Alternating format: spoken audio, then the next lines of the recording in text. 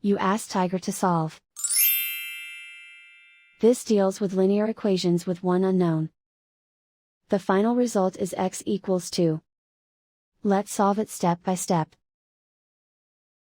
Swap sides. Group all constants on the right side of the equation. Add 31 to both sides.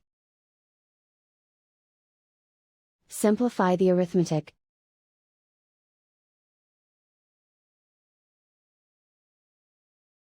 Isolate the x. Divide both sides by 32.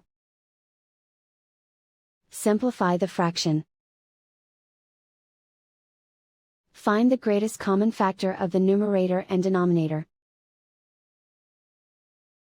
Factor out and cancel the greatest common factor.